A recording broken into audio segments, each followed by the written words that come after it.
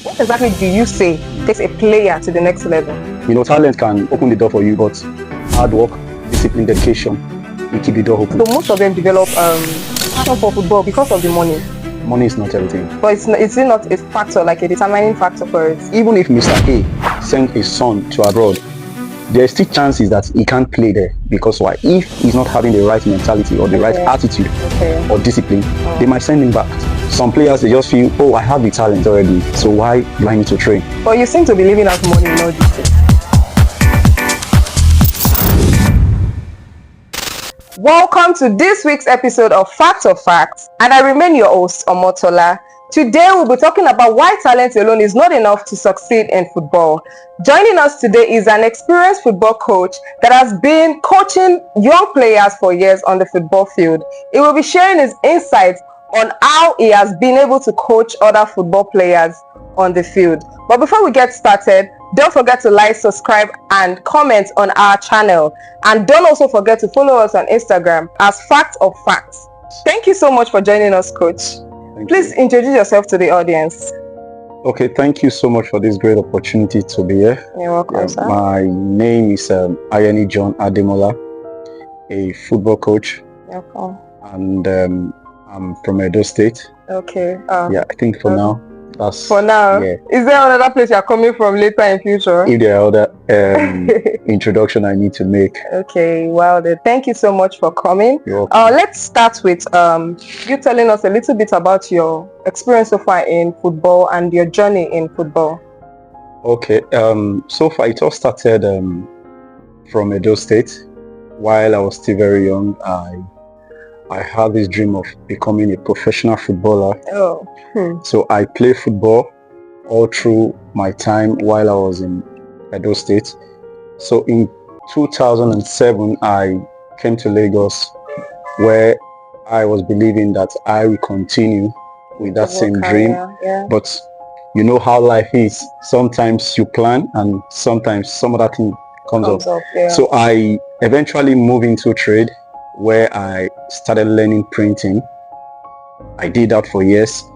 But while I was doing all of this, I never for once stopped thinking about football. I always had this thinking, more like a real passion. I must play this game and I must get into this football thing. Okay. So eventually I had to resign from my job that I want to start training. Okay. So as you want to start training as a footballer or as a coach? As a footballer. Oh, okay. So I eventually got a team where I'll be training. So later on, I moved from the team. I joined another team at National Stadium, Surulere, Puma FA. Okay. So I started working there as a footballer, training with the team. But along the line, we had so many opportunities that comes up, like traveling abroad. But sometimes situation comes and you don't have the right fund to fund yourself. And it's kind of discouraging. So, and at this point, I was not getting any younger. So I told myself, young man, come. I can't lie with my age. That most often time you see footballers whereby they are 20, they will tell you they are 16 or 15. But I told myself, I can't do this. I just want to be sincere with my age. So I told myself, man, you need to go for coaching. If I can't play this football to the top level, I want to train players that will play to that top level. So that was the decision I took. I eventually started that journey of coaching, where I pick up a form, National Institute for Sport, where I started my first degree in coaching. So there I got my certificate as a professional coach. Until now, I'm still a coach. Yeah, that sounds like a lot. You really, it seems as though you have real passion for football. Yes. You really didn't want to quit one way or the other. You had to be involved in football. Sure. That's a very good one. Let's get to the discussion of today. Okay, so like we said before during the introduction, do you think or do you believe that talent alone can take a professional player to the next level? No. Okay. No. Most time players feel talent can take them there, but with when you don't have the right attitude, and you don't work hard in training, Okay. you just keep believing in your talent that you are going to get there, I don't think that will take you anywhere. You know, talent can open the door for you, but hard work, discipline, dedication will keep the door open. So, if we are relying on hard work, discipline, and dedication, I know a lot of players that has been playing for years. I could say that they've been playing every day for years. They've been training, and I know they are talented, but they are not where they want to be. And let's take you for example. Are you saying that you were not hardworking enough, or you weren't dedicated, or you didn't have the right attitude? Don't get it wrong, talent is always there, but sometimes there are so many players who believe on themselves, like I have this talent, I can go to anywhere. While I was playing, yes, I have the talent, and I also believe in hard work, that I must get to where I want to get to. But sometimes situation comes and you don't have any choice than to let it be the way it is. What exactly do you say takes a player to the next level? Like I said, hard work, dedication, and also keep believing in God. Okay. So what separates talented player who succeed from those who don't? Discipline. So if a player has discipline, has talent, has good attitude, you are saying that they will be on the limelight? Definitely. I will use this guy as an example, Cristiano Ronaldo. Okay. Cristiano Ronaldo is a very good footballer, and comparing him and Messi, Messi is talented. We all know Messi is born footballer. Okay. And Ronaldo, on the other hand, is just a regular footballer who played his way out to limelight, whereby he worked hard. Currently he's 41, he still plays football because great. of hard work and discipline. Okay. So are you saying money is not a determining factor to get into the limelight for football? No, money is not everything. You know, but it's not a factor, like a determining factor for it. It depends. You know, I can't say Mr. A has a son and Mr. B has his own son, and Mr. A is very wealthy. Okay. For instance, Mr. A wants to push his son abroad to continue his football journey, and Mr. B, on the other hand, just wants his child to keep growing, developing, and keep working hard. One day, the scout over Europe can see them and say, okay, fine, I want this boy, come over to Europe. Okay. Unlike Mr. A, who sponsored his child, just go there. Well, is that not better to sponsor than to keep playing for years and hoping? Yeah, hoping now that scouts will come, right? So what if they really don't come? Whichever way is fine. But I can tell you for a fact that even if Mr. A sent his son to abroad, there's still chances that he can't play there. Because why? If he's not having the right mentality or the right attitude or discipline, they might send him back. Oh, okay. So money is not really everything. Money is not really everything. Works hand in hand. Now I understand. Okay, so let's go into the next question. What are the biggest mistakes young footballers make today? My number one take would be attitude. Okay. Commitment to training. Okay. Feeling themselves that they've arrived, and then when you don't have the right attitude in training, you have a poor training ethics. So you don't feel like training sometimes, but you want to play football. I think that. So there's a difference between wanting to play football and actually training. Training, yes. Okay. Because some players, they just feel, oh, I have the talent already, so why do I need to train? Why do I need to train? So when you don't have the right attitude, you don't think training can take you far in your development. You feel what you have already, it's enough for you. I think that alone, it's a big factor to bring a player down. How can young footballer prepare for professional opportunities? I'm asking this question because this question is actually quite personal to me. I have a brother that has been playing football for more than 15 years actually, all his life. Like you said, he's very passionate about football. He can't really do anything aside football. So I'd like to have a lot different insights to how he can actually put himself out there in the limelight.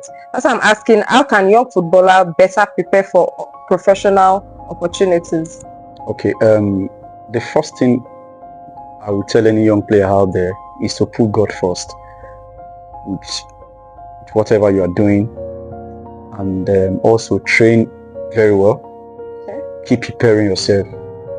When the right opportunity comes, you are available to take it. So I would say train hard. Okay. Keep working hard. Do not give up and just keep believing that one day your name will be out there. Thank you so much. If you could change one thing about youth football development, what would it be? Okay. The thing I would change is about the attitude. I will see how I can instill the right attitude in young footballers. Okay. And see how they see football. Like, it's not just about the talent alone. It also requires discipline and hard work. Attitude is one major thing I think I will work on and see how I can go about that. But you seem to be leaving out money in all this. Do you know that some people actually, I would say I've seen a lot of, like I said, my younger brother is a football player. I've talked to a lot of other people around him that plays football. But it seems as though most of them develop passion for football because of the money. Okay, you see, one thing players fail to understand, especially these grassroots players, the young boys, they feel majorly, they go to social media, they see these top players, they feel it's just about playing this football and you get it. When you go back to these top footballers, you check their stories, these guys are coming from somewhere. They don't just arrive at that point, start making money. But these current footballers we're having currently, they always seeing the other side, the wealthy part, but majorly, or most of them don't even focus on the work, the hard work and all that. They just believe, I want to be a footballer and I also want to buy cars, I also want to spend money, I want to spend flashy and all that. Is that really a wrong thing to drive them? It's not really a wrong thing, but if you are to think about this thing, I still believe you still have to put in the hard work. You must not be lazy. Victor Osimhen did not just get there one day. He kept on working hard. So tell us about the worst player you've ever coached. Tell us your personal experience on the worst player you've ever coached, and what kind of attitude did they have, and how has that affected you, and what have you learned from it so far? Okay, as a coach, I will not want to say I have coached any worst player, because my job is to always develop any player that come across me, even though with the wrong attitude. My job is to see how I can instill something in him and make him a better player of himself. Okay. So I will not say I've worked with any wrong player, any worst player. Okay, let's use the word attitude. Let's use, what is the worst attitude you've ever had to deal with in a player? Okay, the worst attitude I would say, when you are not giving your all in training. Okay. When you're not putting the effort to get something out of the training. That is my own attitude. Okay. Let's talk about the challenges of coaching. What are the challenges so far, and how do you think it can be better? The challenging part, I will say God has been faithful in terms of that aspect. You know, when you keep pointing out, oh, these are the challenges, I don't think you are really willing to progress. I really don't see most of these things we call challenge in football as anything challenging to me, because I always want to believe, like, okay, whichever way I find myself, I want to find a way out of that challenges. Okay. Most especially, let's use for a fact, there's this player that is giving a whole lot of problem in training. Okay. The best thing I would do, instead of me making it loud, oh, this player is giving me a lot of problem, I will see how I can manage him as a coach, see how I can manage him and make him a better player.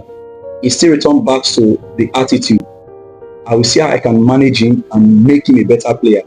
But on the other hand, most coaches or any kind of trainer, we want to take it as, oh, it's a big challenge to me. But for me, I don't see it as anything challenging.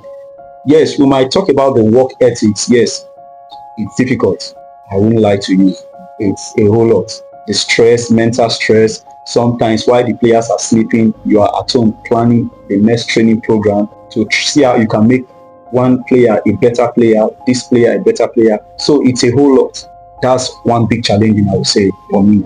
You know, it's really hard to raise a male child. I'm talking about male football players now, especially the grassroots ones. It's really hard to raise them, even as parents, right? So it's I don't know how you guys are able to manage as coaches, to manage couple of men, boys, and also, do you really think that male players listen to their coaches more than they listen to their parents?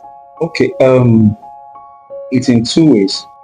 The players will definitely listen to their parents and also listen to the coach.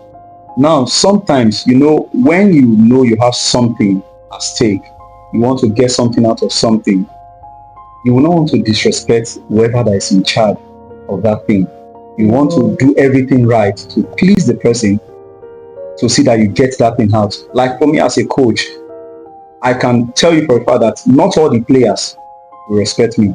Okay. But because I have something to give them, they want to show that commitment. They want to show that respect that, even in the professional level, all the players cannot respect the coach. There are some that will still have this bad blood. This coach is not doing what I like.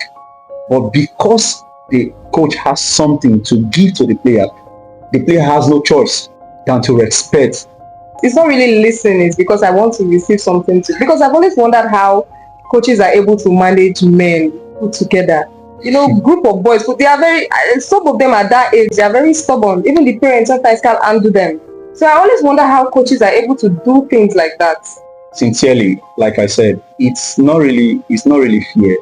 It's not really fair. Most of these guys, I have come across some players who want to fight the coach, and why some they want to fight coach. Yes. Have you ever had an experience like that? Not really, but sometimes you have this argument where maybe something is not going well with a particular player and you're trying to intervene, and the player will like, no, I don't like this kind of judgment and all that. But on the other hand, some players are just humble.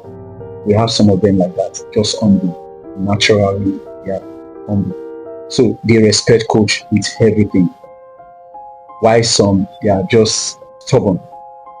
But when they see the coach, coachy, they respect the coach. But meanwhile at home, it's another thing. So, which football leader have inspired you the most and why? Okay, I have some of them. We have John Terry. John Terry played for Chelsea. Didier Drogba.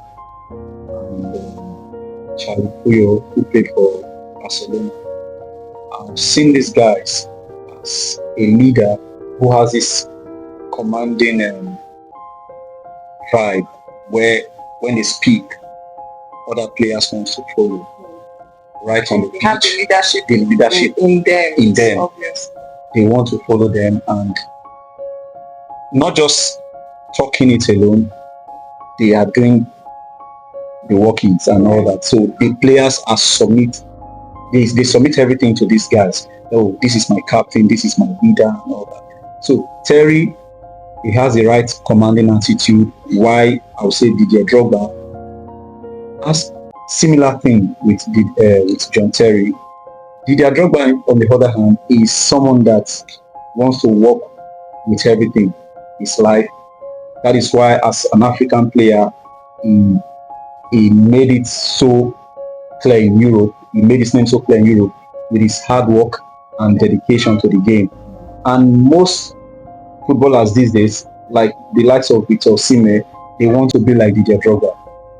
Even when Victor Osimhen is at that top level, he's still aiming that I want to be like Didier Drogba because of the legacy. Okay, thank you so much for that very insightful session. If you have any advice to young players out there, we'd like to all listen to you as our coach. So every young footballer out there who is aspiring to get to the top level, to play professionally, one advice I will give to you is having the right attitude towards your profession, not just having this mentality of just talent alone. You must try to work hard in training and also be humble. because most time some players fail to have this humility in them. So you must stay humble, down to earth, and give everything, as if your life depends on it in training. So thank you so much, and God bless you all. We've come to this weekend of podcast Fact of Fact. Thank you so much for watching, and join us on our next episode. See you later. Bye.